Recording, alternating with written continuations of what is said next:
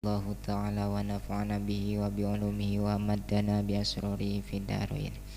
Amman nazru li ajlin nikahi.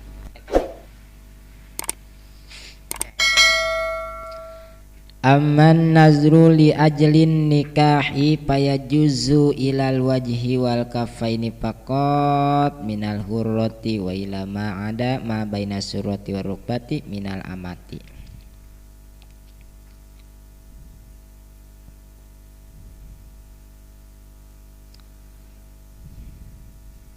Aman nazru anepon utawi ningali li ajelin nikahi karena arah-arah nikah faya juzu iku maka wenang ya nazru ilal wajhi maring rarahi wal kafaini lan epek-epek roro pakot balaka minal hurrati saking wadon merdeka wa ilama lan maring barang ada kang aliyani iya ma ing barang baina surroti kang tetap ing dalam antara bujal waruk batilan dengkul minal amati nyata minal amati saking amat waya juzu lan unang an nazru opo ningali ilal ajnabiyati maring wadon dengen fil wajhi ing dalam rarahi fakot balakali syahadati karena nyaksian wal muamalatilan muamalah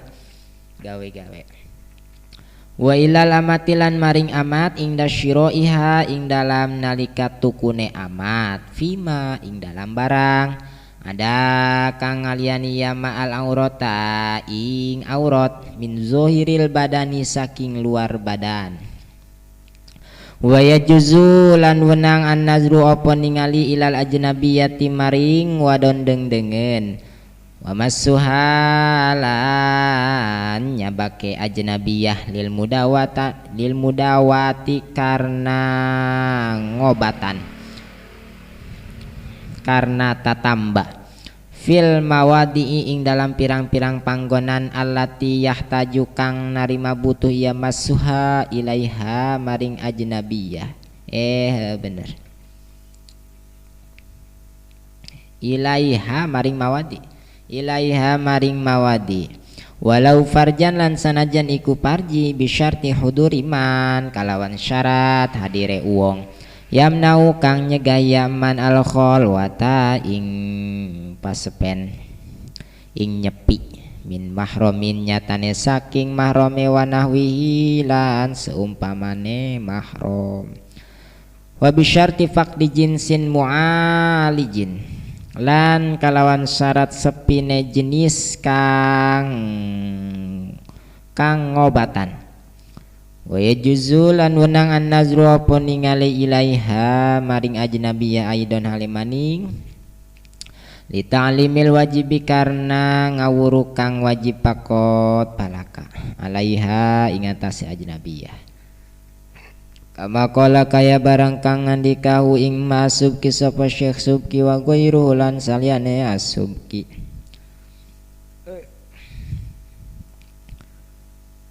wa dzalika lan utawi mengkono ya juzu ing dapak diman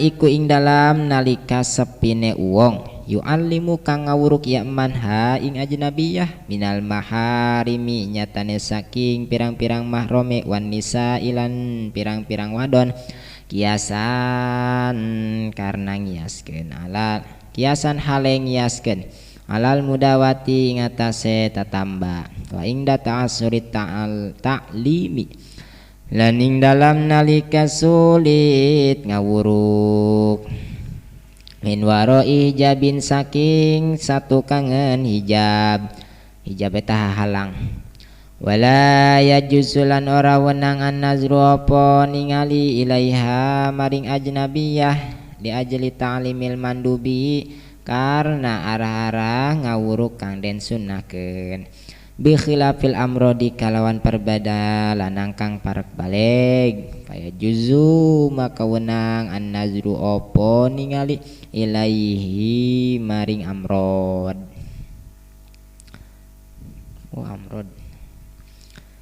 li ajlihi karena arah-arah mandub Kada kaya mengkono qaul fi syarhin nihayatin dalam syarah kitab nihayah di Syekh Muhammadinil Masri. Adwa Syekh Muhammad Al-Misri Al-Goyati ing atas kitab Al-Goyah li Abi Syuja'in kadua Imam Abi Syuja'i. Inggris tancan ya. Janya.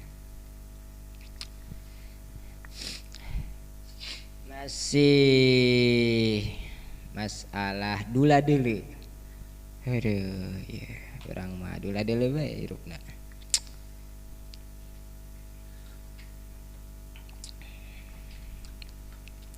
Lalaki ningali awewe goer mahram eta haram. Ayeuna kumaha Kizaid lain mahramna Nyi Hindun ngan rek nikah ieu mah Kizaid teh bari nganjang heula. Nah ieu kumaha neuleun Nyi Hindun amman nazru li ajlin nikahi adapun ari ningali li ajlin nikahi neuleuna karena tujuan rek nikah di deuleu heula tuh bisi aya minusan. Da ieu mah paya juzu ilal wajhi wal kafain maka meunang ningali awewe goer mahram ningali naon ilal wajhi wal kafain neuleuh beungeut jeung leungeunna doang. Minal hurrati lamun cenah aweuna awewe merdeka. Tah urang meunang kajenteun haram tadina haram neuleuh beungeut ge neuleuh leungeun ge haram. Ieu mah rek ditikah ku Ki Zaid ta eta meunang ningali beungeutna jeung leungeunna. Sebab dina beungeut teh tersimpan rahasia, dina leungeun tersimpan rahasia dalam. Dina beungeut teh loba rahasia dalam.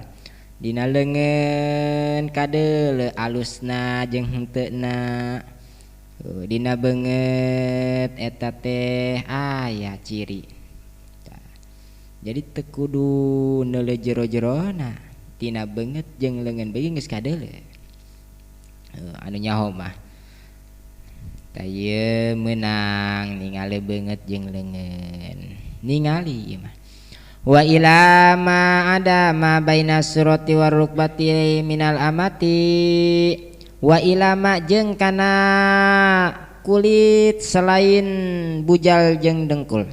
Selain kulit antara bujal jeung dengkul eta meunang dideuleu lamun cenah ieu mah amat. Ki Zaid rek nikah ka amat. Nah ieu Ki Zaid meunang neuleuh salian antara kulit jeung salian antara bujal jeung dengkul.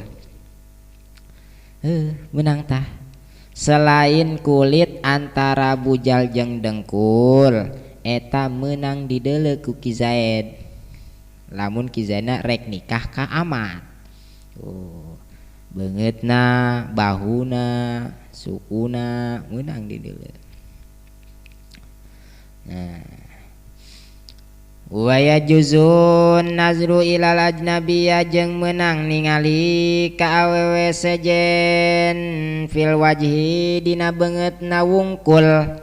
Nu mantak meunang neuleuh awewe li syahadah karna nyaksian. Nyaksikeun bahwa ieu awewe jual beli, nyaksikeun bahwa ieu awewe ditolak. Nah ieu meunang dideuleu ku Ki Zaid sebab Ki Zaid teh rek jadi saksi. Eta meunang dideuleu ku Ki Zaid. Wal muamalati atawa muamalah Ki Zaid jual beli jagong jeung Nyi Hindun. Nah ieu meunang Ki Zaid neuleuh beungeut Nyi Hindun. Meunang. Sebab naon? Bising kena ribut nang meuli di mana? Teu nyaho beungeutna. Bahaya. Tak meunang dideuleu beungeutna. Wa ilal amati ingda syira'iha fi ma adal aurah jeung meunang deui ningali ka amat nalika amat terek dibeli. rek meuli amat ya urang meunang ningali amat fima adal aurah dina kulit selain aurat. Aurat amat eta lamun di jero salat mah antara bujal jeung dengkul. Pokona min zahiril badan tina luar badan ieu meunang dideulean ku Ki Zaid. Kan baheula mah aya amat baheula mah. Amat eta bisa diperjualbelikeun. Bisa. Tuh cek kasana mah doang kotok, doang B. Eta amat baheula. Taya Ki Zaid rek meuli amat atuh meunang dideulean ku Ki Zaid bagus teu awakna. Nah, dideulean dipilihan bisi geringan bae engke. Wa yajuzun nazru ilal ajnabiyati jeung meunang ningali ka awewe sejen wa masuha bahkan nyekel geh teu naon nu mantak meunang lil mudawati karena rek ngobatan ieu mah. Ngobatan di mana? Fil mawadil lati yahtaju ilaiha. Dina tempat anu butuh kudu dicekel. Kos model nyuntik dina bujur. Amun teu dicekel hese. Da ieu meunang dokter lalaki nyekel bujur awewe karena rek disuntik. Meunang tah. Enang. Meureun bujur mah mending pan ieu mah tempat kiina dicekel ku dokter. Walau parja sanajan parjina lamun tujuanna rek ngobatan mah teu naon ngeun bisyarti huduriman dengan syarat hadirna mahram. Jalma anu ngalarang kana nyepi.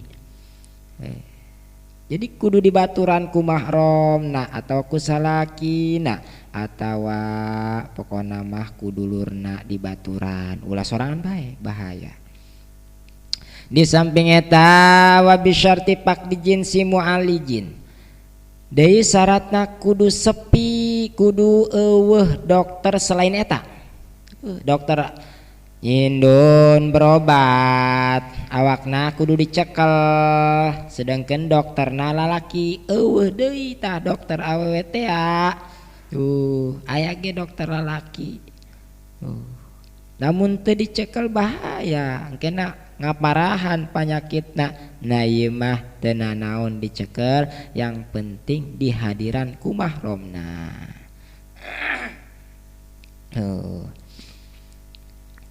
Wa yajuzun nazru ilaiha yana masalah belajar ngaji. Awewe ngaji ka lalaki meunang teu dideuleu. Wa yajuzun nazru meunang ningali ilaiha ka awewe sejen li ta'limil wajibi karena magahan perkaraan wajib bungkul ka eta awewe. Kos model nyihindun teh belajar maca Fatihah. Fatihah teh wajib dina salat. Nah ieu Ki Zaid magahana meunang ningali ka nyihindun. Kama qala Subki sakumaha nu geus diucapkeun ku Syekh Subki jeung saliyana. Meunang tah. Nah eta meunang ge wazalika inda faqdi mayu alimuha minal maharim.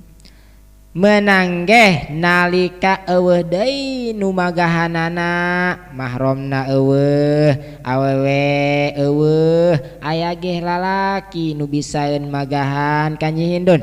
Nah ieu meunang kiasan alal mudawah sarua kos masalah ngobatan tadi.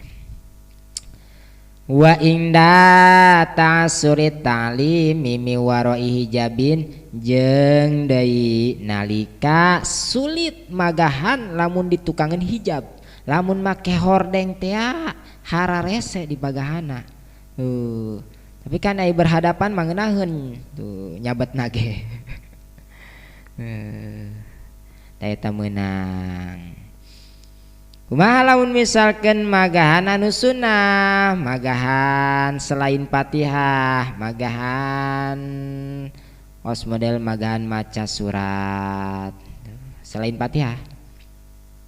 tapi menang tadi dulu wala yajuzun nazru ilaiha li ajli ta'limil mandubi temenang ningali ka awewe sejen karena magahan perkara anu sunnah ari anu sunnah mah temenang di dulu gitu temenang di dulu haram